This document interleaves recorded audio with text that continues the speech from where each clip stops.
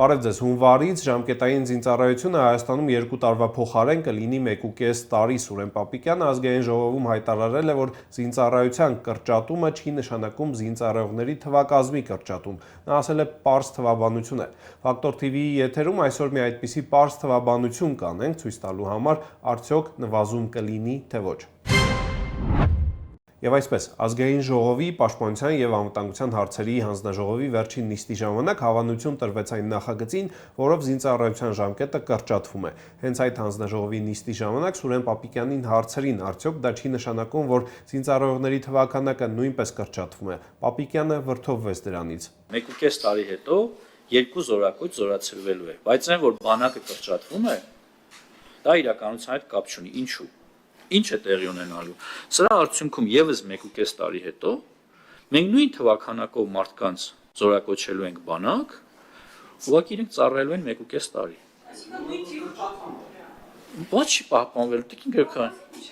Բայց ասել եմ ես դրա մասին, ես հարց եմ հնչեցրել, որ խրոխտ ասում եք բանակը կրճատում են։ Մի հատ հարց եկեք թվաբանությունը այդ անտերը բարդ չի։ Հիմա մենք ցույց կտանք այն պարզ թվաբանությունը, որը վերաբերում է ուշադրություն ժամկետային զինծառայողների թվաքանակի նվազմանը։ Մենք պայմանական 12 անուն ենք ընտրել տղաների, որոնց պայմանական ուղարկում ենք բանակ 2 տարով կամ 1.5 տարով, նույն ժամանակահատվածում։ Երկու պատկերներում էլ կտեսնեք կիսամյակային բաժանումներ։ Առաջին դեպքում դա վերաբերում է 2 տարի ժամկետով զինծառայությանը, երկրորդում 1.5 տարի ժամկետով զինծառայությանը։ Եթե 12 տղաներից յուրաքանչյուրը 12 հաջորդական զորակոչերի ժամանակ է զորակոչվում բանակ 2 տարով, ապա բանակում միաժամանակ գտնվում է նրանցից 4-ը։ Եթե տղաներին նույն զորակոչերի ժամանակ, բայց 1.5 տարի տևողությամբ են զորակոչում բանակ, ապա պատկերը էականորեն փոխվում է, ստացվում է, որ միաժամանակ նրանցից միայն 3-ն է լինում բանակում, եւ դա էլ իր հերթին նշանակում է, որ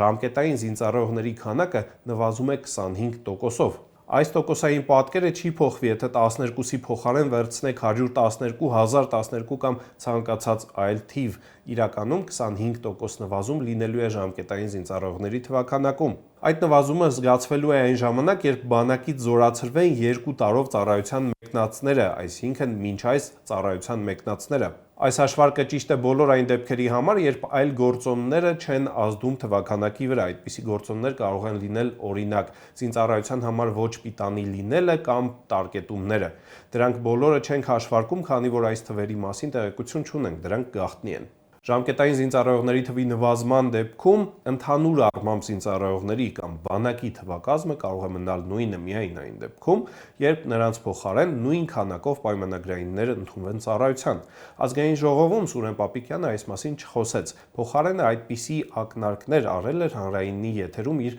վերջին հարցազրույցի ժամանակ։ Մենք մեկ այլ օրենսդրական փոփոխություն ենք ունեցել, դա Պաշտպան հայրենիաց ծրագիրն է, երբ ժամկետային զինծառայողները դառնում են պայմանագրային եւ 5 տարով պայմանագիր են կնքում Պաշտպանության նախարարության հետ։ Մենք մինչեւ այսօր 2 տարվա ընթացքում արդեն ունենք, այս թիվը հնչեցնելու եմ, որովհետեւ թիվը չհնչեցնելը շատերի կողմից